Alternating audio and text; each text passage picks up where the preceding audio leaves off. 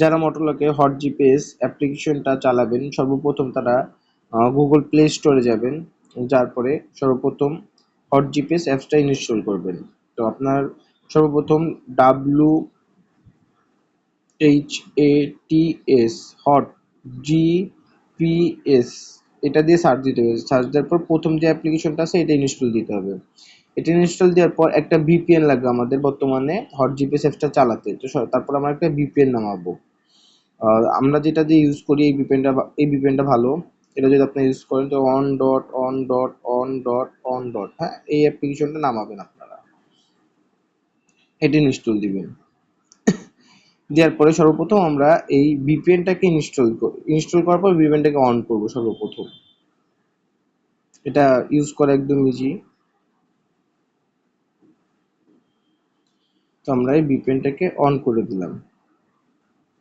On করে দেওয়ার পরে আমরা চলে যাবো আমাদের এই যে হট জিপিএস অ্যাপ্লিকেশনটিতে। এটার ভিতরে যে আমাদের যে একটা আইমি নাম্বার থাকে হট জিপিএস এর, তো সর্বপ্রথমে এই আইমি নাম্বারটা দিব।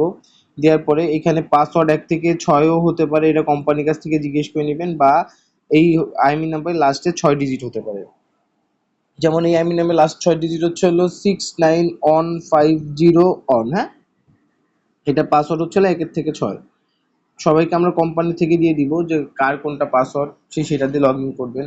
তো সর্বপ্রথম এটা অ্যালাউ দিয়ে দিবেন। হ্যাঁ, অ্যালাউ দেওয়ার পর দেখেন আপনার এই যে লাইভ লোকেশনটা আসছে, এটা কিন্তু প্রতি 10 সেকেন্ড পর পর আপডেট নেয়। হ্যাঁ, প্রতি 10 সেকেন্ড পর পর আপডেট। এটা কোন জায়গায় আছে দেখেন নিচে কিন্তু লেখা আছে। হ্যাঁ, কোন কোন জায়গায় আছে বা কোথায় থাকবে এটা নিচে লেখা থাকবে। তো সর্বপ্রথম আমাদের কাজ হচ্ছিল গাড়ির যে ডিটেলসটা আছে ডিটেলস সম্পর্কে জানা, বা আপনি এটা চাইলে আবার কিন্তু স্যাটেলাইট মুডেও দেখতে পারেন যে আপনার আসলে আপনার গাড়িটা কোন বিল্ডিং এর নিচে আছে বা কোথায় আছে।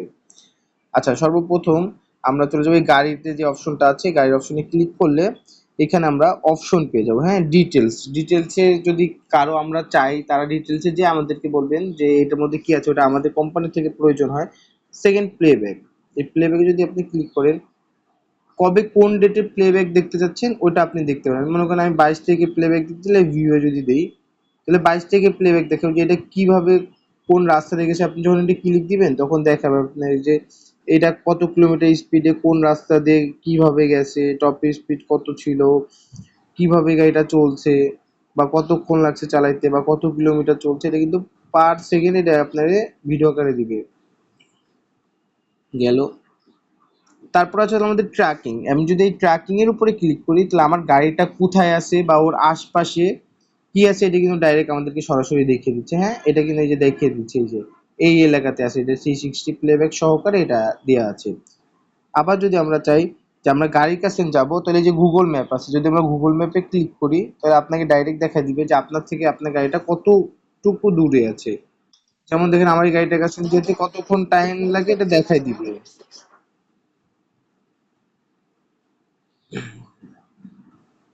তারপরে আমরা চলে যাই হচ্ছিল এই যে কমান্ড অপশন। হ্যাঁ, এই কমান্ড অপশনে যদি আমরা যাই, কমান্ড অপশনে যে আমরা গাড়িটার লক আনলক যে করতে হবে ওইটা হচ্ছে এখানে দেখেন এই যে ইঞ্জিন কন্ট্রোল, এই ইঞ্জিন কন্ট্রোলে যে এই যে দেখেন অয়েল অফ। হ্যাঁ, এটার উপর কনফার্ম যদি দিই তাহলে আমাদের গাড়িটা লক হয়ে যাবে। আবার যদি এটাকে আমরা আনলক করতে চাই সেম এখানে অপশনে ক্লিক দিব। দেওয়ার পরে এইখানে দেখেন রিসেট ইঞ্জিন এখানে আছে, রিস্টোর ইঞ্জিনে ক্লিক দিব, ক্লিক দিয়ে কনফার্ম দিব,